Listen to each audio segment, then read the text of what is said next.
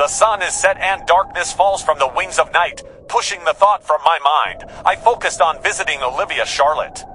I tell my daughter I'll be back soon. You should go already, or you'll be coming back too late, Patricia said. All right, honey, let's hope Olivia will be at home, I replied. I went to bed in 3 minutes to recoup my energy. I stared at myself in the mirror. Next minute, I got hold of my pocketbook. And then I stepped out the door and gazed into the distance. I sighed and left. The next hour, I'm at Orangeburg, Olivia's domain. Olivia is in the kitchenette. I could hear a noise coming from the entrance, a gentle banging, then a scream. Hello, who's there? Said Olivia. It's me, open up. I brought some updates. Olivia swiftly opens the door for me. Hey, ha ha. I'm so glad you came, she said. Then Olivia continued, come on in. I made you a pizza. Olivia led me through the hallway. I sat in the lounge. Olivia snappily ran to the kitchenette and returned with a tray, glasses, juice laced with vodka, for lumps of sugar, and a thin crust pizza stacked with onions, bacon, and quark cheese. Oh my darling Olivia, this is so delicious, I blushed. Then spouted, I can't wait to have a first bite. Oh, thank you, Olivia replied. We gulped our juice and ate our pizza in excitement. I'll have to work overtime every day next week. I was sent to the guidance office so they could work up an overtime schedule for me, said Olivia. We'll only get a chance to see each other briefly during transit, but then she continued. Sometimes I wish we could switch roles, you as a floral assistant and I as a grocery store clerk, but we work under the same office, having the same boss, right? I said, yeah, said Olivia. You're very correct. All of a sudden, mutant thoughts flickered through my mind. I was enraged and mad. I thought I should let Olivia know. A few minutes passed. The silence went on so long that I became very uncomfortable. Olivia, remember the black-eyed woman? The mutants, TTT the mutants, Olivia stuttered. I said, they're everywhere in the news. What? Olivia exclaimed in shock. BBB, but don't mention it, I said. It's as creepy as hell. But what exactly do we do now? We should run already, said Olivia, to Brookhaven. Patricia said the same thing, but I don't think we should, I said. We both sighed. I stared at her with frightened eyes and shook my head. I was getting late, and the air was taking on a chill.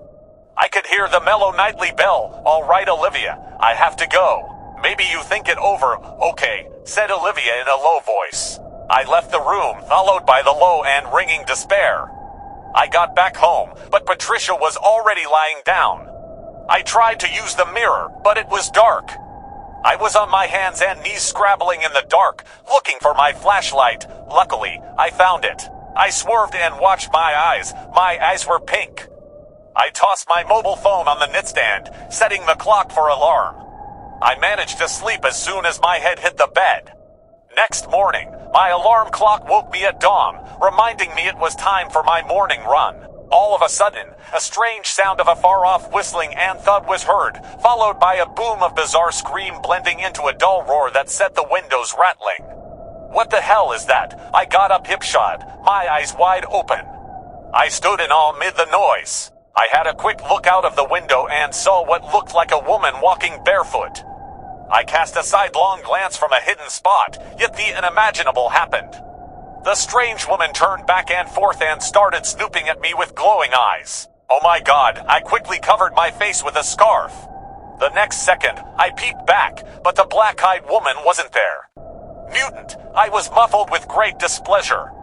No, I clasped my hands against my mouth.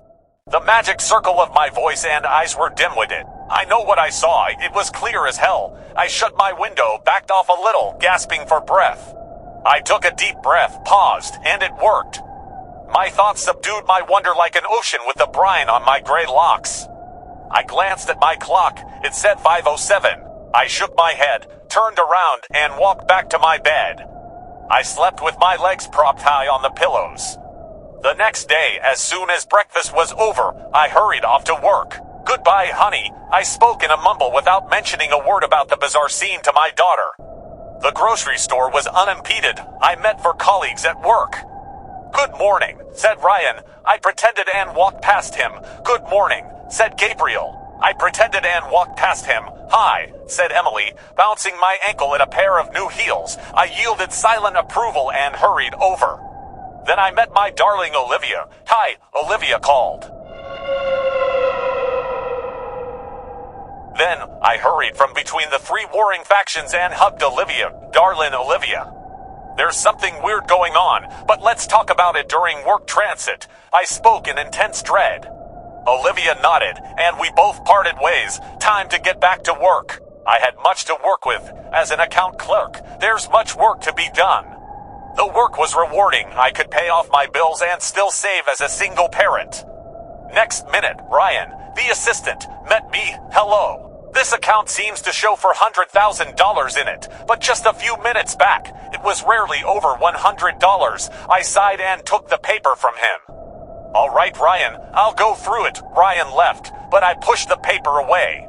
For a moment, I assumed I was going mad. I could rarely understand nothing or think of nothing and even feel a thing. This has never happened to me before. I have the slightest feeling that something bad is going to happen. Next hour, a wailing siren and news broadcast alerted viewers that mutants had been spotted on a nearby farm. Next minute, a police car raced by with its siren screaming.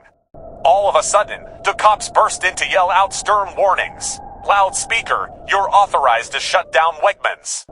The mutants are near you, I repeat. Shut down Wegmans." The word spilled out in a rush. Wegmans is the name of the grocery store.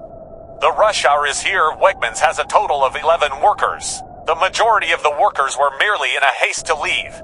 I took my purse and went scouring for Olivia. "Olivia," I yelled. Everywhere was silent. I yelled yet again, "Olivia." Immediately, a troop of deadly mutants came out of the deep and smashed the two cops. Unluckily, the two cops were shattered like meat. The majority of the workers were ambushed with handfuls of blood as they came out of the store. I gasped and turned to run, and it worked. I ran 60 miles non-stop, but Olivia was taken hostage. It sounded like a good chance to get away from the house and the memories for a while, maybe to Brookhaven. This is too much for me. I stood in front of the house banging on the door.